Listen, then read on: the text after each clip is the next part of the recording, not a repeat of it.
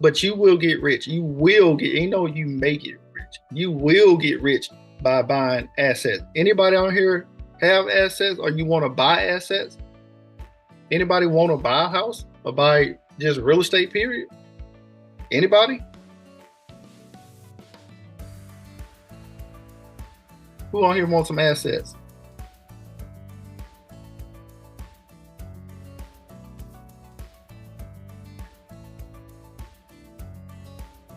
Exactly. I know I do. They scared. They lying. Y'all just not telling him, because I know they not on here for no reason.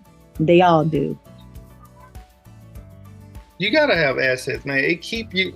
If not, you're gonna be forever living paycheck to paycheck.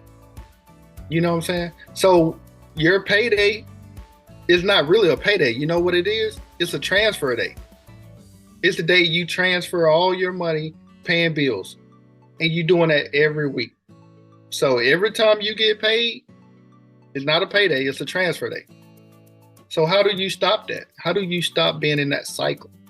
That's the thing a lot of people get caught up, right? They just get caught up in that cycle and they just live paycheck to paycheck. And the number one thing that's stealing your money right now, you know what that is? Inflation, right? Inflation is stealing your money. Because what they're doing, they charge you more money for a smaller portion of whatever you buy.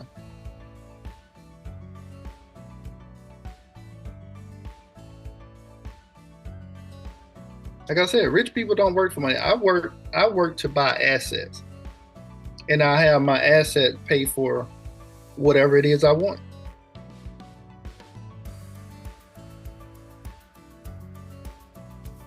I have my assets to pay for my lifestyle, right? I put in the work. I used to go to work every day, right? I used to go to work every day, get off work, leave work, and then go work in a house for hours, like renovating the house, right? But that was a waste of my time. Yes. About 2 assets, you're right, Diamond. So you need about 2 assets for every liability. So when you get a lump sum of money, I think you big on the insurance too. You want to talk about that? I think you do the IULs and the whole life. So I know you can turn around, refinance your house, take that house and go buy an insurance policy, let it sit for 30 days, pull that money back out, and that same money that you put in there, continue to grow interest on it. But you pull the money back out. Like, that's a whole nother play right there. That's a whole nother. 75 to 80% of that money that you put in there. 75 to 80% of it. Then you go do what you need to do with that. But now you got your money working for you. So your money is now the slave. You ain't slaving for the money. Yeah. So you could basically put $100,000 in there, right? You go back 30 days later, you can pull out $75,000 to $80,000, but you still get interest on the $100,000.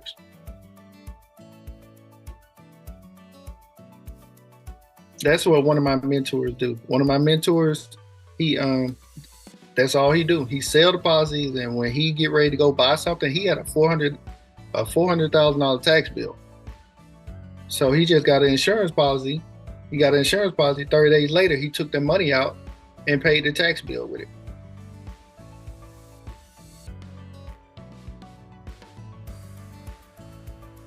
Right? So with me, even though I buy real estate, right? People think I'm in the real estate business. I'm not. I'm in the finance business. Real estate is just the byproduct of it. Right? Because we all need what? In order to operate a business, you need funding. You can only fund your business yourself for so long, or you can only go so far. Until you get funding for your business, you can only go so far in your business. Do you believe that? And a lot of people like to say, they got multiple streams of income. Multiple streams of income are for rich people. when you're trying to make it, you're not going to have multiple streams of income. You might make a little money here, a little money there, but that's not efficient. That's not going to get you to that next level. You need to go all in on that one thing, and then once you make it, then you could diversify. But in the beginning, you need to focus on one thing, not diversify.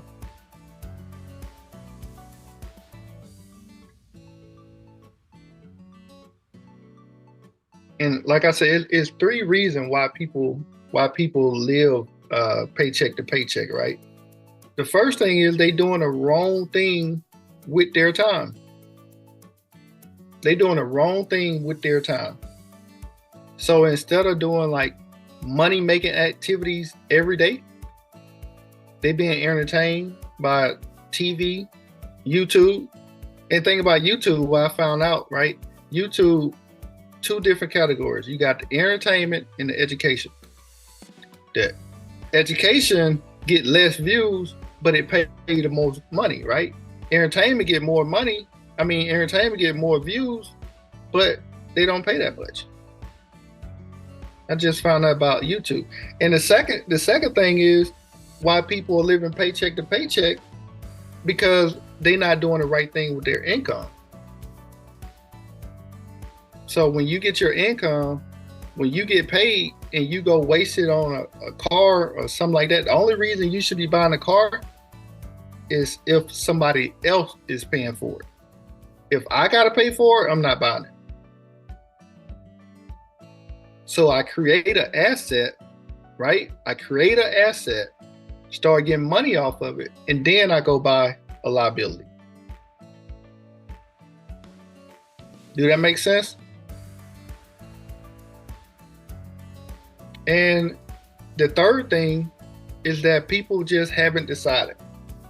They haven't decided which way they want to go, right? So when you decide which way you want to go, you already made a decision. Like you already made that decision. This the way I'm gonna go. This is what I'm going to do, right? It's not a choice. So when you make a choice, you choose, you can change your mind. So, but you got to decide which way you want to go. And the only way to get out that rat race of living paycheck to paycheck, to be honest with you, is that you're going to have to create some type of asset that produces income, that pay you when you're not trading your time for money. And that's what I do. I teach people how to build assets, how to get funded. Yolanda just closed on her property. I think it's been almost a month now. She closed on her second rental property, going on Section 8. The government finna pay for it, and she's gonna get money off of that every month. They paying her mortgage, and she's gonna receive a check every month from the government. And the tenant. So she's gonna get a check from the government and the tenant from Section 8. While her property do what? Increase in value. So they are paying the mortgage down and the property are increasing in value, which is increasing her net worth. Yeah, you understand that? The government is buying me a house, basically. Exactly. I don't know if Angie on here or not. Let me see. Thanks, Diamond. Huh? You're welcome. Thank you. Yeah, I don't know if Angie on here, but we closed on her house in about 2 weeks. Found a house, closed on in 2 weeks. We never talked to a lender. We never pulled her credit. We never used her taxes. None of that. We found a house, closed on in 2 weeks, and she got about $80,000 in equity. You helped her find the house? I did A to Z. When I tell you I did A to Z, I did everything for her. I got Daniel on the line too. He's one of my mentees. He was there. We did everything from A to Z, and right now